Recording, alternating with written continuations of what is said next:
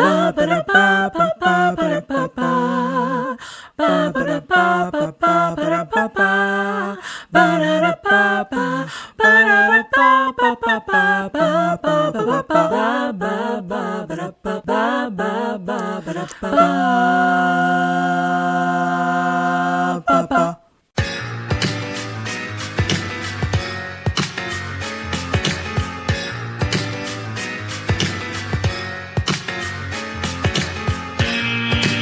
Welcome to Sup Media Reviews, the podcast that never needs spoiler alerts because it takes you back in time to relive the nostalgia of classic TV shows and films that you've probably already seen. I'm your host, Kiara, and each week I'll dive into the archives to bring you my take on movies and TV shows from at least 20 years ago. From cult classics to forgotten gems, I'll review them all and give my honest opinion on their impact and whether or not they still hold up today. Join me as we revisit the iconic characters, memorable moments, and timeless themes that made these shows and films so special. So take a break from adulting and get ready for a trip down memory lane with Sup Media Reviews. What's up, home slices? Thanks so much for tuning into another episode of Sup Media Reviews. I'm your host, Kiara, and I'm excited to review the 1997 to 2001 hit cartoon series Recess, featuring our favorite elementary school friend group. As a child, I watched Theodore T.J. Detweiler, Gretchen Grundler, Mikey Bloomberg, Vince LaSalle, Spinelli, and Gus Griswold on one Saturday morning as they navigated school and the playground at 3rd Street School in Little Rock, Arkansas. I'm really excited to review this show. Now, before we get into the fun facts for Recess, I have to plug some of the upcoming reviews that I'm really excited about. On January 30th, we're celebrating the 20th anniversary of You Got Served, the dance battle movie featuring B2K, my favorite R&B group of my tween and early teen years. A special guest will be joining me to discuss the film, and I'm literally so excited. Now, once we get into February, which of course is Black History Month, we're going to be focusing on Black classics from 4 different genres: historical drama, romance, horror, and comedy. In March, Women's History Month, we're going to focus on women-led media. I don't want to spoil the surprise just yet, but make sure you are subscribed, that you are following us, and that you're hitting notification bells wherever they're located so that you know when these episodes are released. Now, because we're gearing up to give you some super fun new content in this new year, there will be no new episode of Sup Media Reviews on January 23rd, 2024. We'll catch you back on January 30th. Now, here are a few fun facts about Recess. Although the series ended in episode 127, there were 4 movies that continued with the history of the series. Recess School's Out and Recess Christmas Miracle on 3rd Street both came out in 2001. Then Recess Taking the 5th Grade and Recess All Grow Down came out in 2003. The last movie, All Grow Down, was the true end of the series. I've actually only ever seen Recess School's Out, so I actually don't know how the series ended up. That's interesting. The second fun fact is that the Ashleys, who were characters in the show, kind of prissy rich girls, were inspired by the Heathers of the cult movie Heathers that came out in 1988. Really is a cult classic. I've actually never seen it, but I kind of understand the basis of the film a little bit, so that makes sense to me. The final fun fact is that Spinelli and Mikey were designed to be counterparts of each other in many ways. While Mikey is a kind-hearted, sweet, gentle, peaceful, tall, poetic kid, Spinelli is a tough, aggressive, angry tomboy, short, and somewhat rebellious child.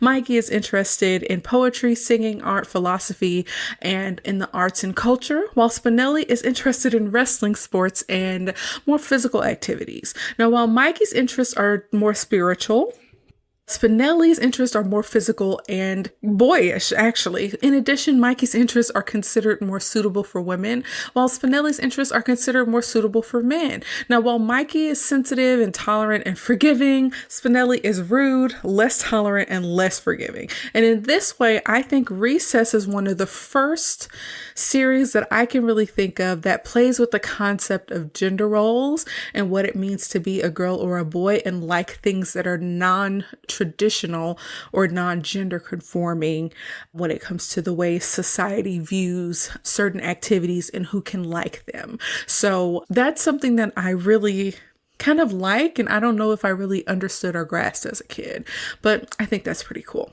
If you want to check out Recess, you can watch the first 3 seasons on Disney Plus as of the recording of this episode. I cannot find seasons 4 through 6 anywhere, so this is going to impact the kind of episodes that I'm able to review today, and that's totally okay. Now, this is the point in the show where we talk a little bit about my personal connection. When it comes to Recess, I remember this cartoon really fondly from my childhood. I remember it most from watching ABC's One Saturday Morning, which was a Saturday morning cartoon block that ran from September 1997 through September 2002. It featured cartoons like Recess, Doug, Pepper Ann, The Weekenders, The New Adventures of Winnie the Pooh, among others. Anybody else really like Pepper Ann? I can't remember most of it, but I do know a lot of the theme song. Pepper Ann, much too cold for a second. Is it 7th grade? She was in middle school, I think. No one's cooler than Pepper Ann. And Doug, of course. Love Doug. The Weekenders. I feel like the show didn't last for very long, but I do remember a black man's voice singing the theme song. Oh, on the weekend, I'm ready for the weekend. Okay, look, does anybody else remember One Saturday Morning? I feel like I don't talk to people about it very often. And there are moments where I low-key feel like a little bit crazy for remembering things that other people don't remember. Let me know if you remember One Saturday Morning. I know I'm not the only person who remembers this. Like, it existed. One Saturday Morning also featured some Disney Channel show reruns like Lizzie McGuire, Even Stevens, and The Proud Family for those of us who couldn't afford cable at the time. So if you didn't have cable, you could wait till Saturday and catch a few of those Disney Channel shows. We literally probably watched this segment every Saturday for years, and for whatever reason, Recess sticks out to me the most among all of the shows that were on that segment.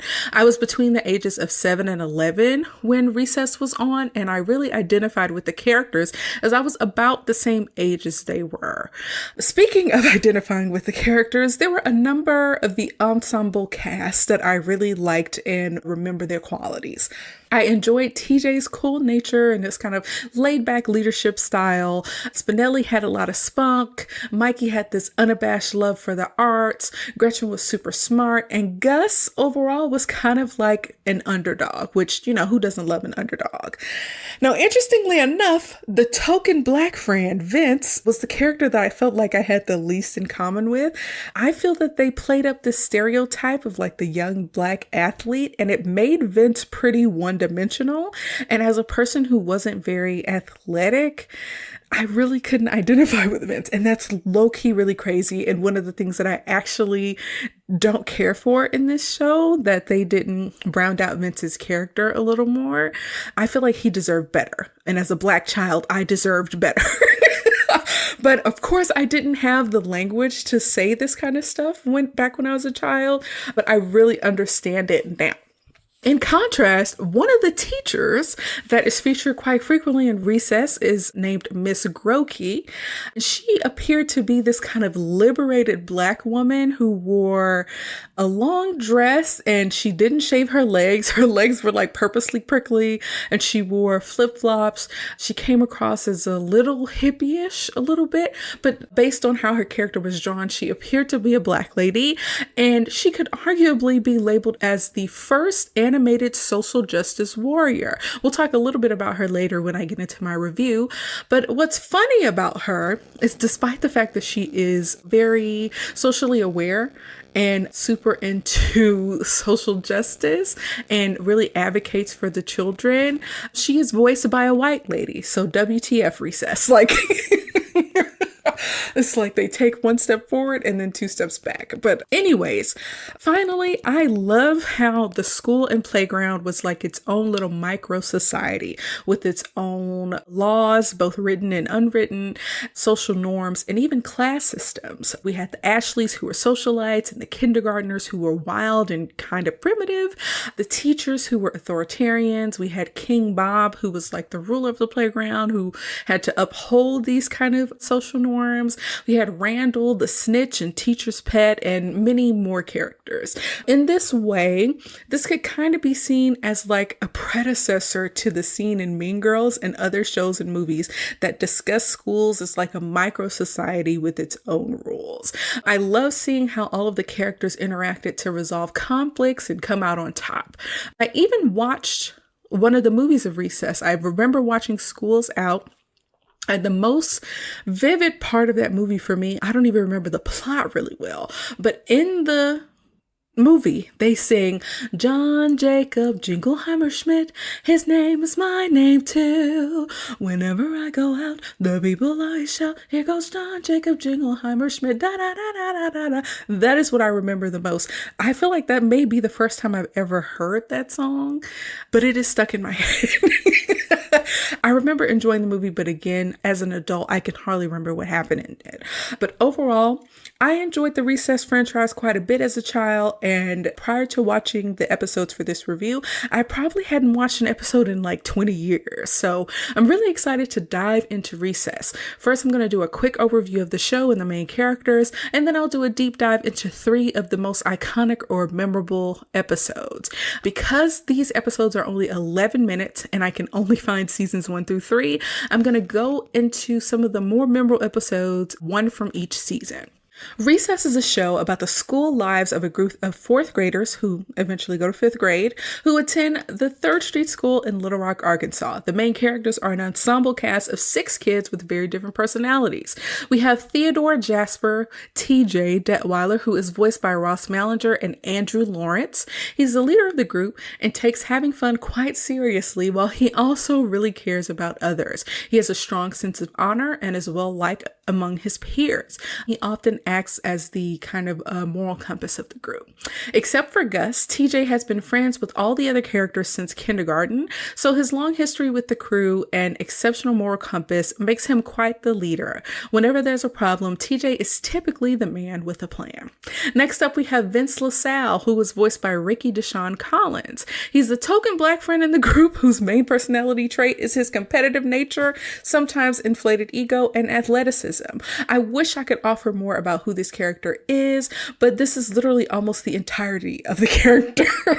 He wears a jersey.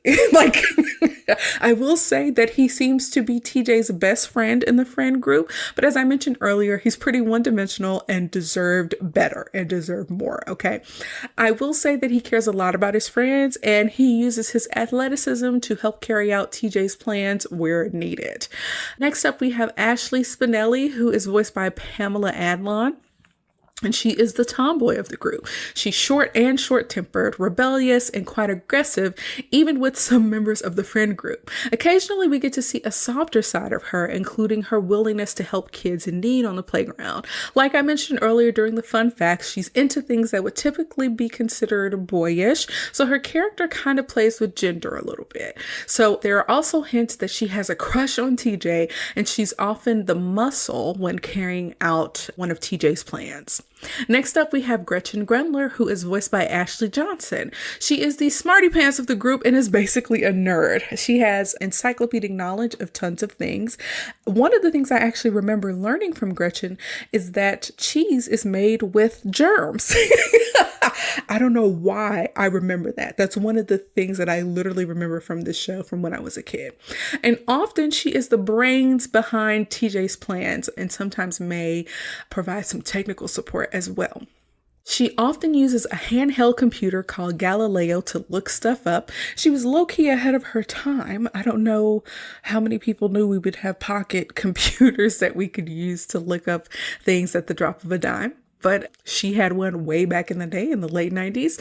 And she's a little naive and gullible and usually prefers the company of Spinelli. And there are some hints that she has a crush on Vince. Next up, we have Mikey Bloomberg, who is voiced by Jason Davis when he's speaking and Robert Goulet when he's singing. He's a tall, chunky, artsy kid with a sensitive side. And while Mikey is a large kid, he really is a gentle giant whose great baritone singing voice and penchant for poetry make him basically a theater kid, but not in an annoying glee way. There's something about him that's very endearing, despite his his size and being larger than a lot of the other kids. Mikey is even more naive than Gretchen and sometimes uses his size to aid in carrying out TJ's plans. And finally, we have Gus Griswold, who is voiced by Ryan O'Donoghue and Cortland Meade. He's a small army brat who is essentially new to the school when the series starts. A lot of what we learn about how Third Street School works is through us learning the ropes with Gus. He's naive, but he has a few weird quirks like being undefeated at dodgeball and letting power go to his head. I could low-key see him growing up to be a sociopath. Like something about Gus is like a little bit off, okay? In fact, I can't put my finger on how he helps the group carry out their plans. He actually is like a little bit of a wild card. He's like clumsy and a little bit nerdy and quite naive, but something about him is, I don't know, like I said, he's a wild card. It's a little hard to explain. But in addition to the 6 main characters, there are some other characters that show up quite frequently on the playground. We have the Ashleys, King Bob, Randall Weems, the Snitch, Hustler Kid, Guru Kid, Upside Down Girl, the Diggers, and the Kindergartners, among others. We also have 2 of our kind of main villains. We have Miss Muriel Finster, who is a mean older lady and administrative assistant / teacher. She's a lot like Miss Trunchbull from Matilda in that she doesn't really think that kids should enjoy school or have fun. She's sometimes the anti-hero, but overall, the kids often face off with her and her stern, old school methods of childhood development. She does have a sweeter side and appears to know where to draw the line when people go too far with, punishing the kids. She's also the best friend, or childhood best friend, to the other villain / anti-hero, Principal Peter Prickly. He's a stern, mustachioed man who has a particularly antagonistic relationship with TJ, but overall he really cares about the students and is a former student of Third Street School himself. Now, the main conflict of this show is really about how these kids navigate the small society that is school and particularly the playground. It's one of the first places where, as kids that we get to develop our basic communication and life skills. It's about learning how to play well with others and working together to solve problems and learning to operate within societal norms. And most of all, just enjoying yourself despite the man, which in this case is usually adults, always trying to keep you down.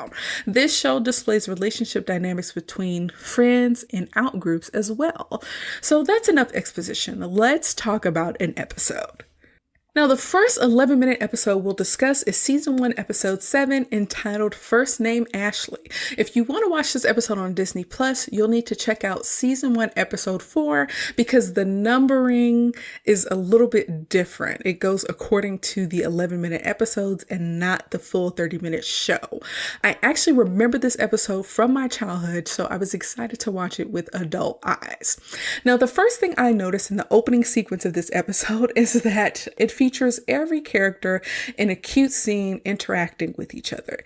Each character is doing something related to their personality traits. Gus is clumsy, Vince kicks a ball far, TJ is gambling, Randall is taking notes like a snitch, Spinelli is about to kick Randall's butt, Gretchen is mixing chemicals with test tubes, and Mikey is eating a giant sandwich.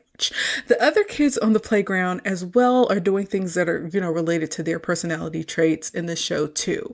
And so while the credits are rolling and we get to see all of the characters, we also hear the opening sequence music, or like the theme song, and I was surprised at how quickly it came back to me. There's no words, there's no singing, but I was able to kind of hum the tune to myself, and I was like, oh, I actually really do remember this. It's crazy how the memory works, okay? But when the episode starts, we see Randall using a tape recorder to do observations on students for Miss Finster. I don't know why this was so funny to me, but a snitch using a tape recorder, like a little spy or like a little news reporter that's going undercover, is freaking hilarious. The other kids, like the Diggers and the Ashleys, are super aware of when Randall is nearby, and they always stop their conversations when he's around because they know he's a snitch. Like, no one wants to be around him and have information that they say get back to Miss Finster. So when Randall comes across the main characters in the show, I will probably refer to them as like the crew or TJ and the crew just to make things more simple. He tries to record a conversation that is led by Spinelli, but when she discovers that he's listening, she destroys his tape recorder and she kind of roughs him up a little bit, and then she calls him a monkey booger, which is hilarious. But then Randall gets paged on a beeper from Miss Finster so that he can give her the info that he collected. Why does Randall have a beeper?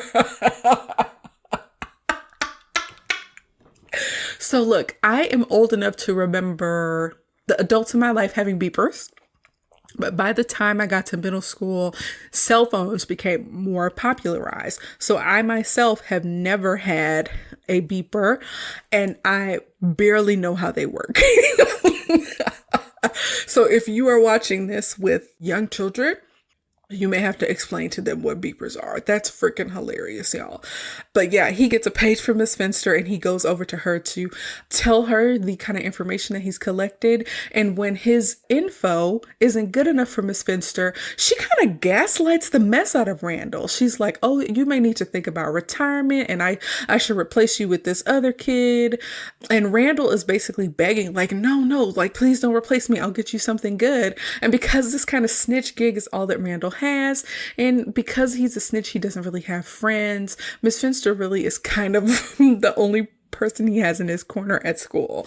So of course he begs for another chance and vows to give her the good tea the next time they interact. So she manipulated the crap out this kid. That was kind of hard to watch.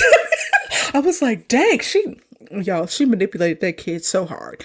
But next up, we see Randall head to the room that has all the permanent records in it. And he comes across Spinelli's file, and the dirt that he finds on her is so good, he doesn't even want to give it to Miss Finster. He wants to use it to rule the playground, as he says. So at recess, Spinelli is up in line to play tetherball. And do y'all remember tetherball? Tetherball is very fun. But she's up in line to play tetherball at recess, and Randall skips her in line. And when she gets ready to rough him up a little bit, he's like, you probably don't want to do that because I have some information on you. Okay, don't threaten me with violence because I'll reveal your little secret. And so she realizes that he knows her first name, and she kind of immediately changes her tune and he starts to blackmail her. And so she basically agrees to do his homework for the rest of the year. But when he reveals that he has a list of 27 other blackmail items, she jumps on him and starts beating him up. And when the other kids gather around, he calls her Ashley Spinelli and shows her permanent record to all the kids on the playground so that it is indisputable that her name is Ashley. They all kind of laugh at her, and I think it's mostly because Ashley just doesn't fit her personality. So later she talks to her friends about it at recess, and they try to reassure her that it's just a name and that she shouldn't trip. Apparently, Spinelli was named after her great aunt Ashley, who was the first woman to win the Iditarod, which is low-key badass. That's actually pretty cool. She's most upset that the name Ashley is associated with the other Ashleys who are on the playground, which is a group of, it's either 4 or 5 very prissy, rich girls that play dollies and wear makeup. And it's very antithetical to what Spinelli likes to do and what she stands for. And so the crew reassures her that the Ashleys would never have her. The Ashleys don't want you in their group. Look at you, basically. And Spinelli is kind of, comforted by that. But the Ashleys, 4 of them, are having a conversation over tea on another part of the playground about how Spinelli has basically disgraced the Ashley name. And Ashley A, the leader, decides that they have to take her in and reform her so that she becomes one of them. Because if they let Spinelli stay the way she is, they will be surpassed in popularity and will eventually have to date guys named Paul or Joe. And I was like, WTF, how is that related? What's wrong with dating someone named Paul or Joe? I'm curious as to what the first names of guys that they want to date are. Kyle, I don't know. I felt like this train of thought has derailed and destroyed the town. Like, what are they talking about? But the Ashleys head over and invite Ashley S., which is apparently Spinelli's new name, to their group, citing a rule in the constitution of the playground that states if an Ashley invites another Ashley to join their clique, they basically don't have a choice but to join them. So this is where some of those kind of written rules of the playground come into play, which is really interesting. That they basically have their own kind of governing documents. It's kind of cute.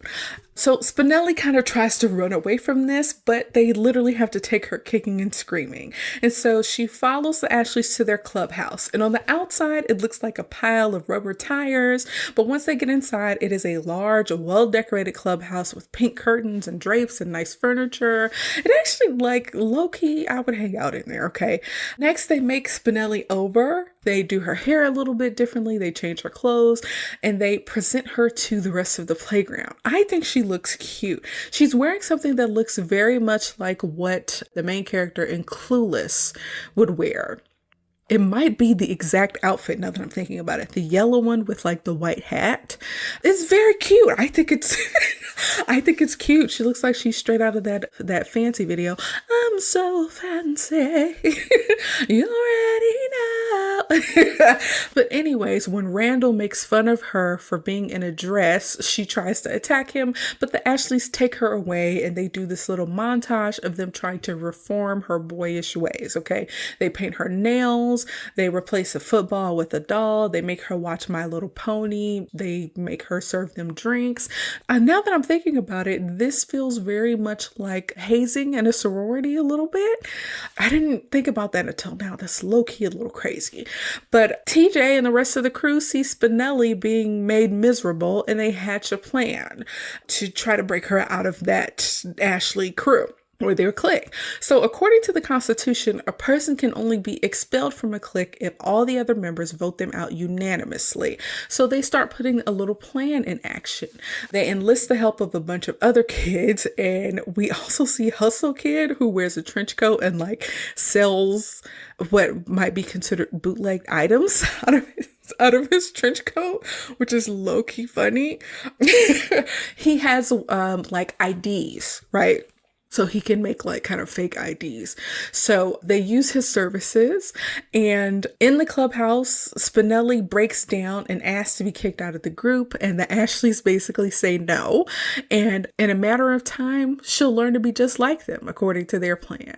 But then suddenly Gretchen goes into the clubhouse saying that she wants to be a part of the clique because her name is now Ashley, and she presents some of her fake IDs. And the Ashleys are like, no, you have to be invited. And Spinelli is like, hey girl, you invited. And then all the kids in the main friend group also show up claiming to be Ashleys, claiming to be named Ashleys with their little fake IDs. And when Ashley A says that like some of y'all aren't even girls, Gus says, hey, it's the 90s, which is freaking hilarious. That was so funny to me. Some of these jokes are like a little bit adult. Like I never would have got that. It would have flown over my head as a child. And then a bunch of other kids from the playground, basically the whole playground, comes into the clubhouse and they start tearing it up. And they're all claiming that they're Ashleys, and Spinelli is like inviting them into the group one by one. And when the Ashleys are like, y'all are tearing stuff up, like what's going on in here? TJ is like, we'll all leave when you vote Spinelli out.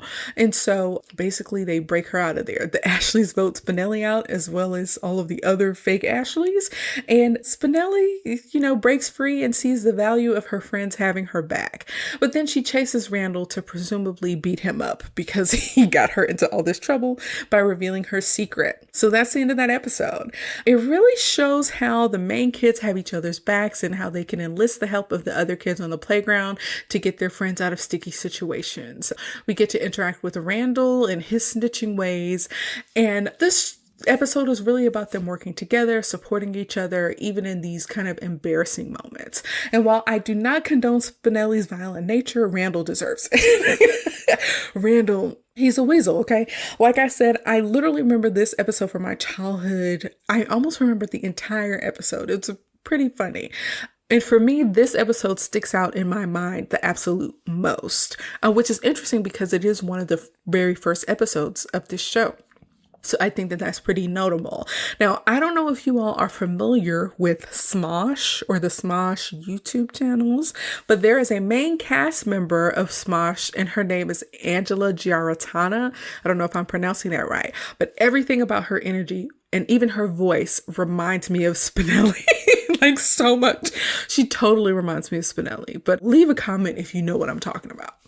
Now, the next 11-minute episode we're going to talk about is season 2, episode 20, entitled The Story of Womps. If you want to watch it on Disney Plus, you'll need to watch season 2, episode 11. Now, while I didn't remember this episode off the top of my head, the subject matter in the description seemed really funny, and I thought it'd be a great episode to cover. Now, the episode opens up with the main friend group talking smack against the 5th graders as they prepare to play a contentious game of baseball against each other. In the midst of talking trash, TJ tells Lawson, a 5th grade rival, that his team womps. Now, Lawson takes offense, but his friends de-escalate the situation, claiming that TJ actually made up the word in the 2nd grade to avoid swearing. We even get a little flashback of Vince and TJ in the 2nd grade making up a short and meaningless word that could take the place of a swear word. So that is the birth of the word womps. Now, when we get back from the flashback, recess is over, and TJ says, "This womps," which prompts Miss Finster, who is right behind him, to send TJ to the principal's office for using bad language. Now, Principal Prickly gives TJ detention level 5, whatever that means, but then he pushes it up to level 6 when TJ says the word womps again in the principal's office. Now, interestingly enough, the principal says that he can't keep up with the modern gutter slang that the kids use, and that Miss Finster assured him that the word was filthy. It's interesting how a word that means nothing got him into so much trouble. But in reality, the word does mean something, but does it have to be dirty? I'm curious what you all think about how words can be used to mean different things and can be switched around, or in the right context can be dirty. Can you replace a curse word with any other word and have the emphasis be the same? I wonder what you all think about that. But anyways, in the next scene, the crew is waiting until 4 p.m. when TJ gets released from detention. We hear the principal say that he has alerted all the faculty at the school that the word has been officially banned. And so his friends treat him like he was released from prison, even though it's like 4 p.m. on a school day. But TJ is especially pissed off because the adults took the word that he made up from him and made it dirty. So it's really interesting that he uses it in place of a swear word, but doesn't consider it to be dirty because he made it up. I just feel like if the meaning is the same, it could be seen as a swear word. However, it's meaningless because it only has that meaning to like TJ and his friends. I feel like the adults at the school took it too far, but I do think that there is some credence to the context in which the word being used kind of defines what the word means. But anyway, let's just get off my soapbox. But his little wheels start turning and he has a plan because he really just does not like how far the adults have taken it. So at school the next day, the friend group starts using the word womp in a number of ways, along with a bunch of other kids in the school, and all of them end up getting sent to the principal's office, making the principal's day extra busy and pissing him off. Basically, the whole school is in his office getting told off and getting punishments for using this word. So to expedite things, he asked them to sign a sheet and leave his office, and someone signs it Wompy Womperson. That was very funny to me. I don't know why that was so funny. I think I really like this antagonistic nature. Even though TJ is kind of seen to be the leader, he has this vengeful nature to him a little bit that's really antagonistic, particularly to the principal. And I really enjoy that type of tension between the two of them. It's something about it is pretty funny to me. So this whole situation kind of angers Principal Prickly, and he's desperate to get the students back in line and to stop using this dirty word. So he uses this secret red phone to call the Board of Education, stating that one of his bad apples has spoiled the whole bunch. Of course, he's talking about TJ, and he's really nervous on the phone. There's a voice on the other end that comes across as very stern learn, and like it's supposed to be like a secret spy organization almost, the way that it's coming across. But the voice on the other end says that they are sending Mr. White, who is nicknamed the Cleaner. This is a cute little scene that I actually enjoyed. But next up, we see a helicopter and a bunch of cars and troops showing up from the Board of Education. They are basically reinforcements to kind of nip the situation in the bud. So Mr. White gets out of the helicopter and demands tea and cookies. I don't know if he's supposed to be James Bond or who he's supposed to be. This kind of comparison is a little bit lost on me even as an adult, but TJ talks to Mr. White, and after hearing the origins of the word, Mr. White tells TJ, you have nothing to worry about. I understand this, right? And when TJ leaves, Mr. White basically changes his tone, stating that WOMP is the new dang.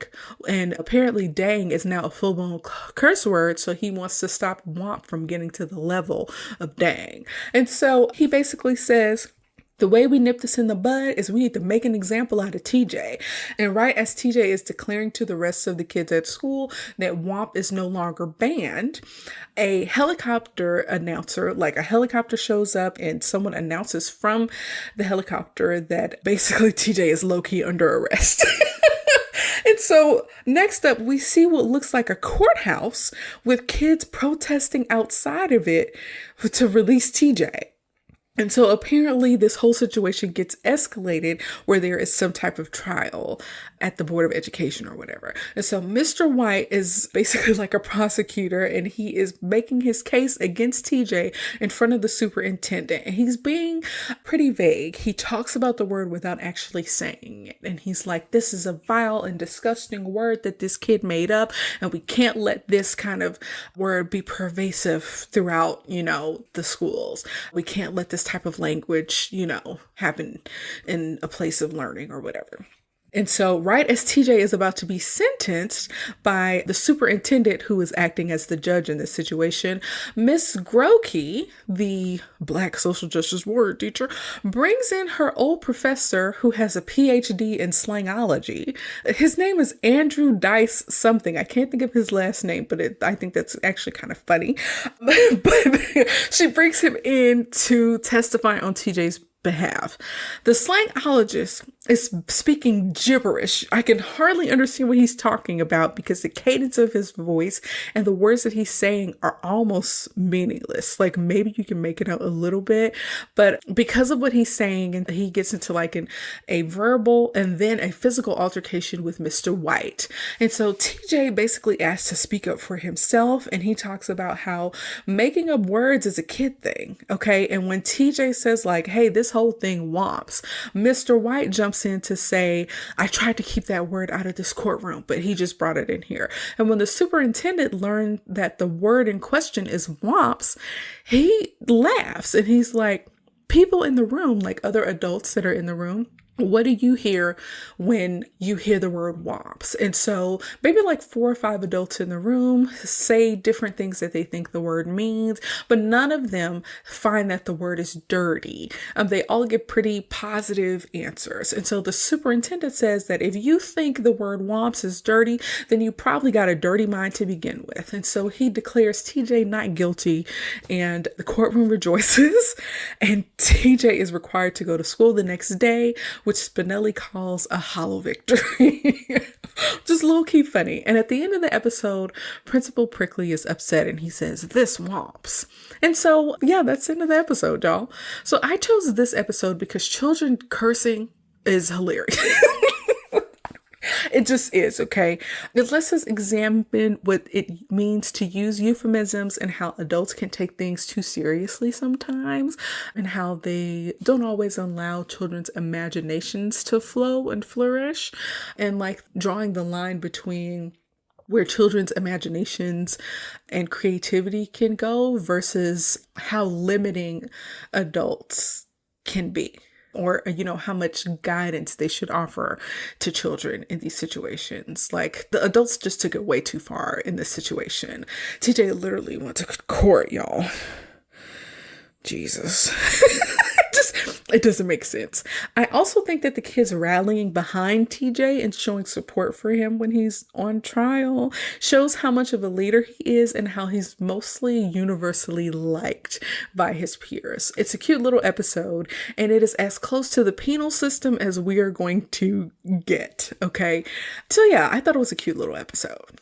Now, in the final 11-minute episode I'll review, we have season 3, episode 14, entitled Buried Treasure. Now, to watch this episode on Disney Plus, you'll have to look at the second half of season 3, episode 12. I actually remember this episode from my childhood as well, but not as many details as the Ashley Spinelli episode. So let's get into it. The episode opens with the kids in Miss Grokey's class. And her opening line, this is literally the first line of the episode. Now remember, class, please take this new history book with a grain of salt. Focuses primarily on the history of white Western males. Y'all, when I tell you I had to pause and laugh, that was so funny to me. As a Black lady who grew up in schools in America, I will say that history books often focus on that type of history from that point of view.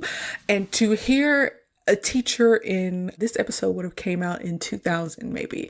To hear a teacher say that to her students is freaking hilarious to me and is so on point. And I'm like, this lady is a social justice warrior. Now, the teacher, again, in this show appears to be Black and is voiced by a white lady, but I am low-key like down for her rejection of revisionist history, okay? As she's handing out these new textbooks, she runs out of them when she gets to TJ. So she decides to give him an old version of the history book. And that book is so old that it says that man will never walk on the moon. So this book is from before 1969. But this, for whatever reason, this reminded me, TJ getting this old book reminded me of when Harry Potter got Snape's old potions book. Totally unrelated, but that's just what came to my mind. But when Miss Grokey starts teaching her lesson, she says, now let's read about how the barbaric Europeans stole this country from the Native Americans. Y'all, when I tell y'all I'm so here for Miss Grokey's teaching style, it is hilarious to me, okay? I really don't remember her very much from my childhood, but she's literally my new favorite character from this show, okay? She stood up for TJ in the previous episode that we reviewed, and she's over here giving kids the correct American history. It's just so funny. I really like her, okay? And especially her advocacy for the kids. As TJ is perusing this new/old textbook, he finds what appears to be a rhyming treasure hunt riddle. It reads, follow these clues and take good measure, then you will find the third treasure. So when Recess is in session later in the day, he shares what he found with his friends and tries to swear them to secrecy. They're a little too excited to actually swear, and they're really talking too loud, but he finally reveals to them the treasure map or whatever it is he found, and they start making guesses and getting really excited about what the treasure could be. Gretchen reads the first rhyming clue, and it reminds me a little bit of Jumanji, how like those little riddles would pop up on Jumanji's board. But the first clue leads them to the jungle gym, Old Rusty. Again, Old Rusty is what they call the jungle gym on the playground. Their next stop is the site of an old garden where the kindergartners are napping on the concrete. And the kindergartners, if you remember, are basically little like primitive beings who have finger painting drawings all over their body. They're barely wearing clothes. They don't really have good language skills, and people generally try to avoid them. So they have to be quiet while the kindergartners are napping to get to this little garden area. And so the clue that they find at the garden area sends them to the sandbox, but then they get chased by the kindergartners, who wakes up after Mikey starts yelling. That's cute. But next up, we see Miss Finster report TJ and the crew to the principal. She thinks that they're staging a breakout based on their strange behavior with this book that they found. She's like, they're counting their steps. They have this book.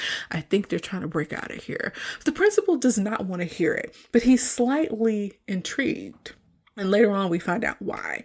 The kids get to the sandbox, and their next clue leads them to a fence that they can't go beyond. Apparently, the treasure is underneath the faculty parking lot that was once a part of the playground. So the kids begin to argue over who has the best idea for getting to the treasure. It's obviously buried under a bunch of concrete or the blacktop in this parking lot. It's going to be really hard for them to access it, right? So... This is this is when things get a little bit hairy, right?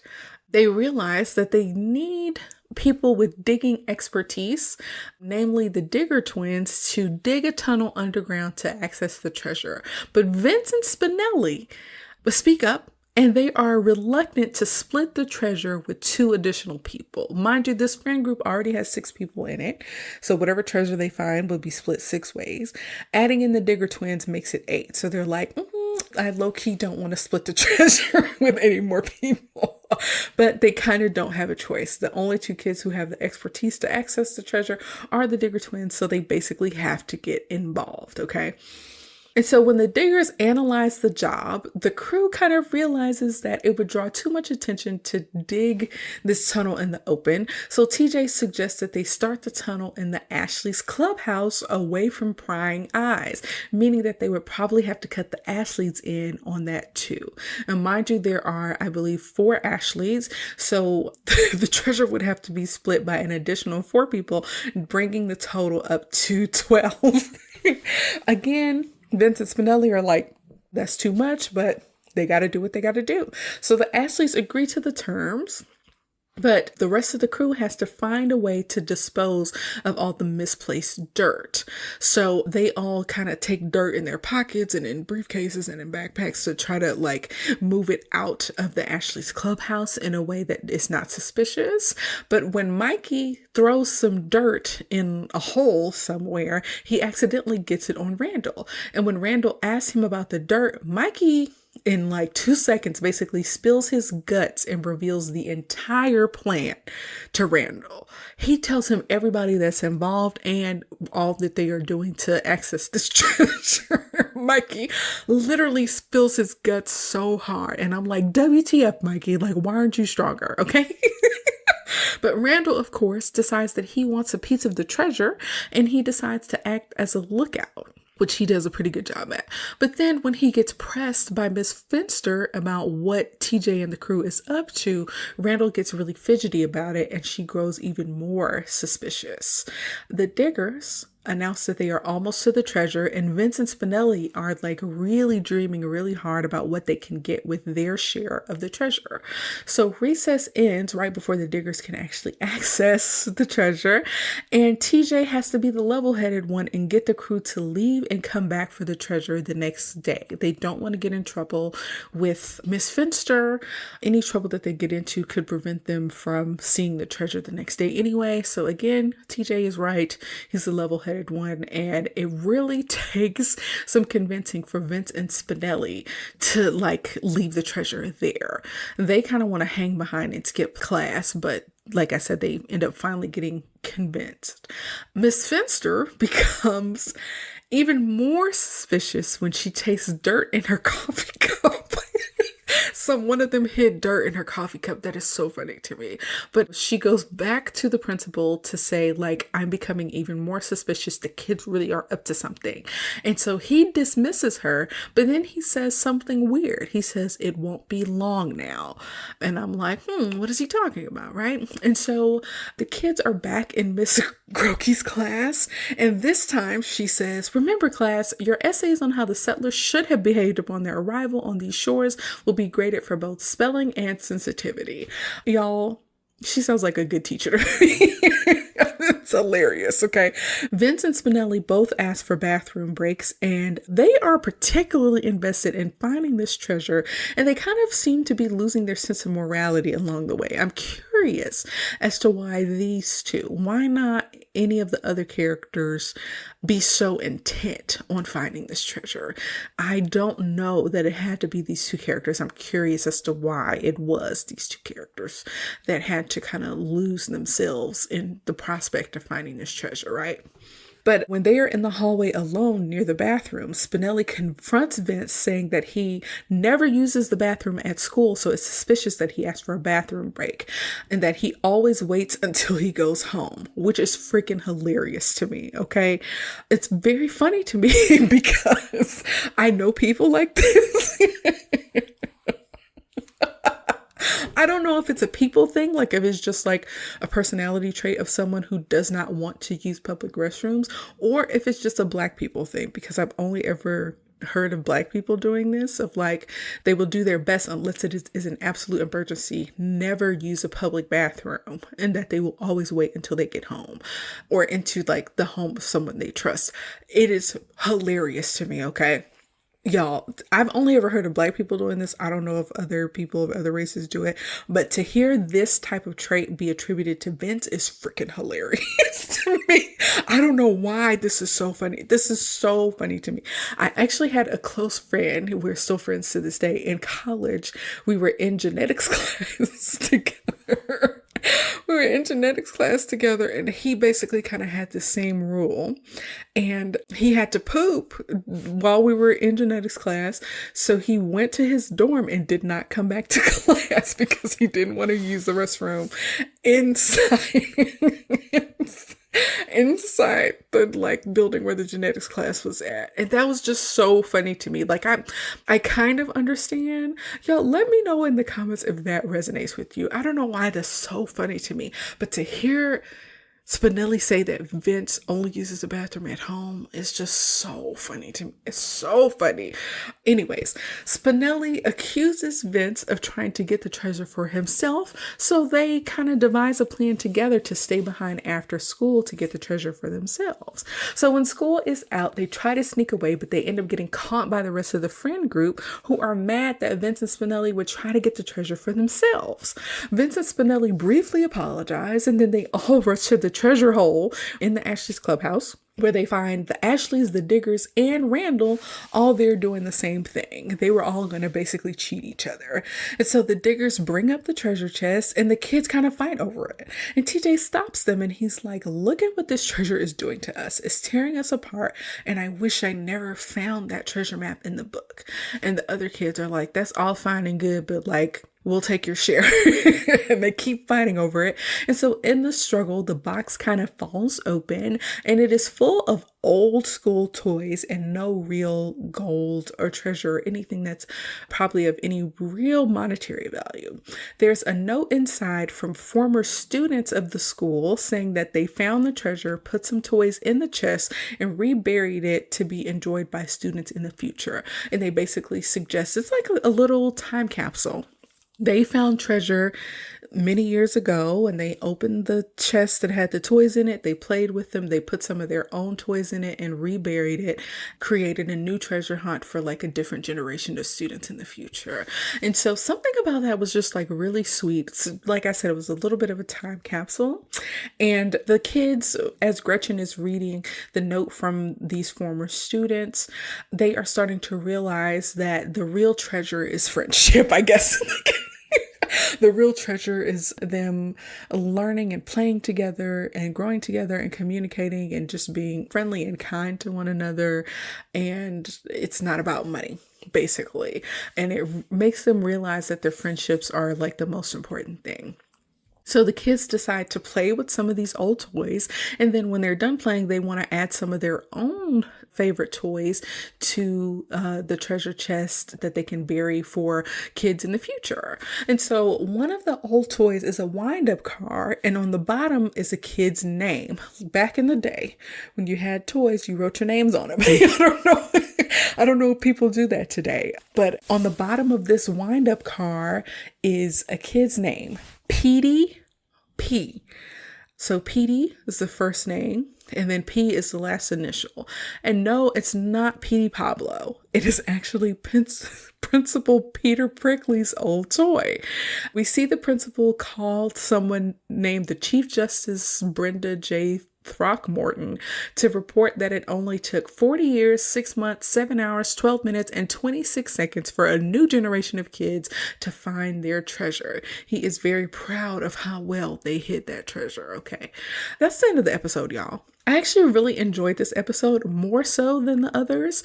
Not only do we have social justice warrior Miss Grokey keeping it real with the students on American history, we have some betrayal and life lessons about valuing fun and friendships over fortune. We get to see a few negative traits in the kids, but they eventually see the light and learn the lesson.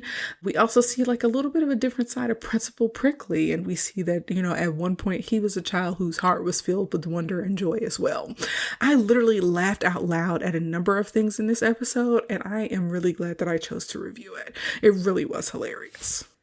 So that is all, folks. At the end of every episode, we ask if the show or movie is worth a rewatch and if it holds up today. For me, it's mostly yes and slightly.